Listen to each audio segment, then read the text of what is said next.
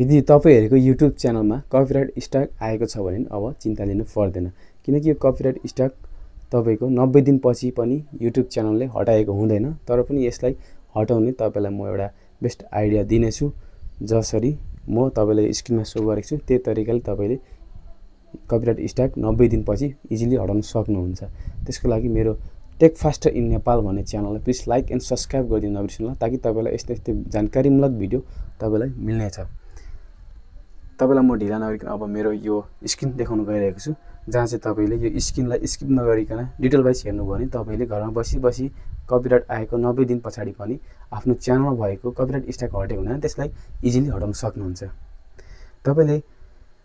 तपाईको मोबाइलको क्रोम ब्राउजरमा जानुपर्ने हुन्छ क्रोम ब्राउजरमा गएर तपाईले YouTube स्टुडियो सर्च गर्नुपर्ने हुन्छ र त्यहाँ गएर तपाईले YouTube ड्याशबोर्डमा क्लिक गर्नुपर्ने छ जहाँ चाहिँ ड्याशबोर्डमा तपाईले क्लिक गर्नुभयो भने तपाईको YouTube च्यानल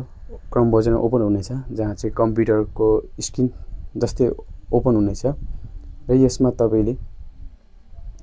जहाँ चाहिँ कपिराइट स्ट्राइक आएको देख्न सक्नुहुन्छ जहाँ चाहिँ तपाईले यसमै क्लिक गर्नुपर्ने हुन्छ यसमै क्लिक गरेपछि तपाईको यो साइट खोलिनेछ र यो साइट खोलेपछि तपाईले टेक एक्सनमा क्लिक गर्नुपर्ने हुन्छ टेक एक्सनमा क्लिक गरिसकेपछि तपाईले फेरि पनि यसलाई सट्ट क्लोज गरेर तपाईले गुगलमा गएर कपिराइट स्कुल सर्च गर्नुपर्ने हुन्छ त्यसमा क्लिक गर्नुपछि तपाईले यहाँ एक खालको यो स्क्रिन ओपन हुनेछ जहाँ चाहिँ तपाईले तपाईको कपिराइट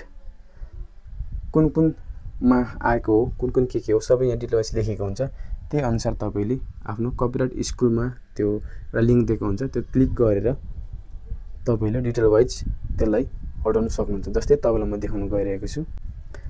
जस्तै देख्न सक्नुहुन्छ तपाईको यहाँ लेखेर आएको हुन्छ यो लेखेको र तपाईको कपिराइट यहाँ अघि जुन स्क्रिनमा देख्नुभयो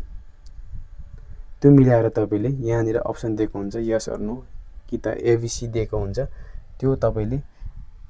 यता एबीसी ए भनेको 1 नम्बर भएको बी भनेको 2 नम्बर भयो त्यो अनुसारले तपाईले आफ्नो लगाउन सक्नुहुन्छ जस्तै अब यहाँ द फ्लोइङ भन्ने एउटा द फ्लोइङ आइटम्स भन्ने छ त्यसको मैले तपाईलाई देखाइसके लास्ट नम्बरको हानेर क्लिक राइट हानेर देखाइसकेको छु र तपाईलाई सेकेन्ड नम्बरको हानेर देखाउँछु सेकेन्ड नम्बरको छ मेरो यो कुन छ द फ्लोइङ आइटम्स नै होला यसको पनि के छ the following item are not के रहेछ हो त्यसको तपाईको बी नम्बर छ बी नम्बरको यो यसको 2 नम्बर रहेछ पिपल भन्ने यो तरिकाले तपाईले यहाँ खोजेर लेटर कुन माथि टपिकको छ हो त्यो खोजेर तपाईले फेरि अनि कुन चाहिँ अप्सन नम्बर हो त्यो खोजेर त्यसमा यता फेरि जुन अघिको तपाईले देख्न सक्नु होला यो सानो स्क्रिन यसमा क्लिक गरेर तपाईले जति पनि यहाँ छ चारवटा जति अप्सन छ होला यसमा चारवटा जस्तो तपाईले खोजेर सबैमा राइट हानेर तपाईले डन गर्नुपर्ने हुन्छ डन गरेपछि तपाईले फेरि यसलाई एकचोटी जति पनि छ यहाँनिर सर्ट सर र स्क्रोल डाउन गर्नुपर्ने हुन्छ स्क्रोल सबै हटाइसकेपछि तपाईको यो कपिराइट स्ट्राइक जुन आएको थियो त्यो हटेन एकबार फेरि चेक गर्नको लागि तपाईले आफ्नो फेरि एकचोटी यो सबैलाई हटाएर फेरि क्रोम ब्राउजरमा गएर YouTube स्टुडियोमै गएर तपाईले आफ्नो YouTube च्यानल खोलेर चेक गर्न सक्नुहुन्छ जहाँ देख्न सक्नुहुन्छ मेरो कम्प्लिटली कपिराइट स्ट्राइक जुन आएको थियो त्यो हटिसकेछ 90 दिन पछाडी पनि YouTubeले कपिराइट स्ट्राइक आएको आफै हटाउँदैन यो चाहिँ हामी आफैले जुन च्यानलको ओनर छ त्यही आफैले हटाउनु पर्ने हुन्छ तपाईले यो तरिकाले इजिली हटाउन सक्नुहुन्छ तपाईलाई मेरो भिडियो के कस्तो लाग्यो प्लिज राम्रो लाग्यो भने लाइक एन्ड सब्स्क्राइब कमेन्ट गरिदिनु नबिर्सनु होला र तपाईलाई के सम्बन्धी जिज्ञासा र के सम्बन्धी जान्न मन लागेछ प्लिज कमेन्ट सेक्सनमा कमेन्ट गरिदिनु नबिर्सनु होला